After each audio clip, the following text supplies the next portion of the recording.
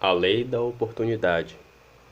Vosso Pai, que está nos céus, faz que o sol se levante sobre maus e bons, e a chuva desça sobre justos e injustos. Mateus 5, 44, 45. A lei da oportunidade diz que todas as pessoas terão, ao longo da sua trajetória, oportunidades para melhorar de vida. Isso significa que, apesar de sermos afetados pela nossa origem social e econômica, pelo acesso à educação, pela cultura e formação social e familiar, todos podemos mudar nossa história.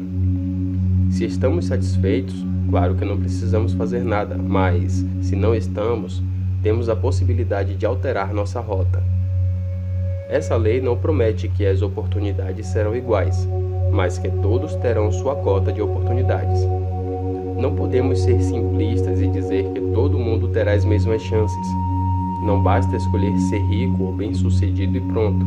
Essas conquistas dependem de uma série de circunstâncias, algumas atreladas a nossas escolhas, outras à situação do nosso país e do mundo. Contudo, qualquer que seja a situação, sempre haverá algo a ser feito para progredir. A felicidade, como muitos já disseram, não decorre das circunstâncias, mas de como você reage a elas.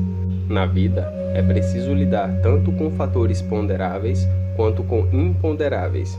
E o melhor que se tem a fazer é saber usar as oportunidades que surgem pelo caminho. Ou seja, o que conta no final não é a quantidade de chances que você teve, mas aquelas que de fato aproveitou. Por isso, não adianta reclamar que fulano ou beltrano tem mais sorte do que você. Isso não muda a realidade. Precisamos jogar com as cartas que temos nas mãos, partir de onde estamos para o ponto onde queremos chegar, pagando o preço de tempo e esforço que qualquer processo de mudança exige. A Bíblia diz que tudo sucede igualmente a todos. O mesmo sucede ao justo e ao perverso, ao bom, ao puro e ao impuro, tanto ao que sacrifica como ao que não sacrifica, ao bom como ao pecador, ao que jura como ao que teme o juramento. Eclesiastes 9, 2. No jogo da vida, emocionante, misterioso e sempre surpreendente, tudo acontecerá a todos mais cedo ou mais tarde. Nem sempre é o mais forte que vence, nem o mais inteligente que enriquece. Veja o que diz o rei Salomão: voltei-me e vi debaixo do sol que não é dos ligeiros a carreira, nem dos fortes a batalha, nem tampouco dos sábios o pão, nem tampouco dos prudentes as riquezas, nem tampouco dos entendidos o favor, mas que o tempo e a oportunidade ocorrem a todos. Eclesiastes 9:11.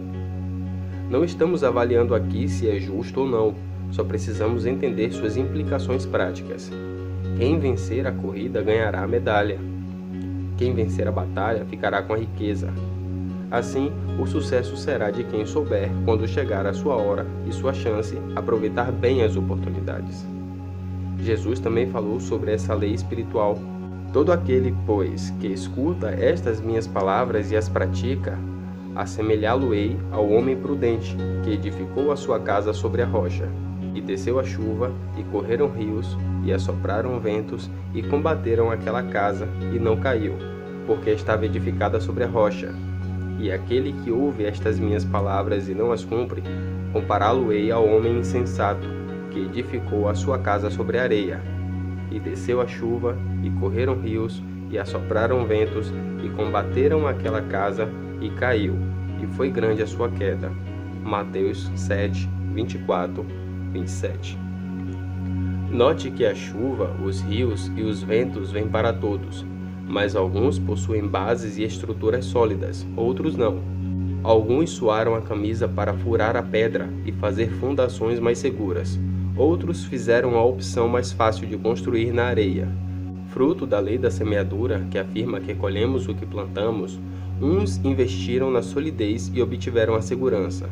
No entanto, a lei da oportunidade funcionou à perfeição, pois todos tiveram a chance de construir e a chuva também veio para todos. Esses ensinamentos de Salomão e Jesus alertam que as intempéries, as crises, as calamidades, as oportunidades, as mudanças de cenário atingem a todos. Contudo, algumas pessoas têm uma base emocional, intelectual, financeira e de relacionamentos para suportar as tempestades do mercado, e outras não. O sol nasce para todos e a chuva cai em todos. Uns se preparam, outros não. E você, está pronto para lidar com as surpresas da vida? Você já ouviu alguém dizer que o sol nasce para todos, a sombra não? É uma afirmação interessante, pois só se beneficia da sombra quem aprendeu a lidar com o sol, ou seja, quem fez por merecê-la, montou uma barraca ou construiu um telhado. Até mesmo para buscar abrigo debaixo de uma árvore é necessário se mexer e ir até onde a sombra está. No começo do século XX, o empresário americano Andrew Carnegie contratou Napoleon Hill para pesquisar os denominadores comuns das pessoas de sucesso. Hill era bem jovem e passou 20 anos debruçado sobre a vida dos homens de maior sucesso da sua época, tendo estudado mais de 16 mil pessoas ricas e poderosas, em busca do que elas tinham em comum. Entre os estudos estavam os 500 milionários mais importantes da época, como Thomas Edison, Alexander Graham Bell, Henry Ford, Elmer Gates, Theodore Roosevelt, George Eastman, Woodrow Wilson e John Rockefeller. O resultado desse fantástico trabalho foi apresentado em 1928, servindo de base para o seu primeiro livro, A Lei do Triunfo, lançado no mesmo ano. Antes da publicação, a obra foi submetida à análise de banqueiros, comerciantes e professores universitários, a fim de que verificassem se era necessário corrigir ou eliminar informações sem base prática, científica ou econômica. Nenhuma modificação foi proposta.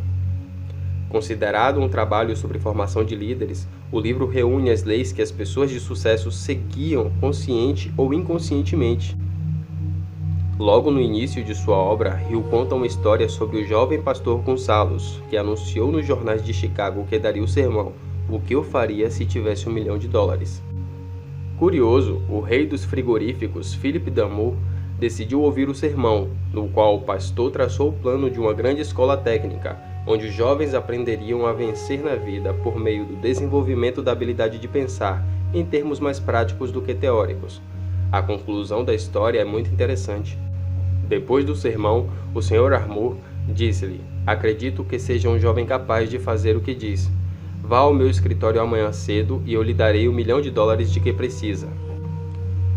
Há sempre fartura de capital à disposição dos que podem traçar planos práticos para serem levados a efeito. Pode acontecer que uma pessoa não goste do trabalho que faz. Há 2 meios de livrar-se de tal ocupação. Um é tomar pouco interesse por ela, procurando apenas produzir o bastante para passar. Bem depressa encontrará uma saída, pois os seus serviços deixarão de ser procurados. O outro meio, e melhor, é tornar-se uma pessoa tão útil e eficiente nesse trabalho a ponto de atrair a atenção favorável dos que têm o poder de promovê-la para uma função de maior responsabilidade e que seja mais do seu agrado. Não é preciso procurar muito longe a oportunidade. Podemos encontrá-la justamente no lugar onde nos encontramos. Em suma, as oportunidades existem. O sol nasce para todos, mas nem todos o aproveitam. Os que o fazem têm mais chances de alcançar seus sonhos. 2 homens olham pela mesma janela. Um vê a lama, o outro vê as estrelas. Frederick Langbridge.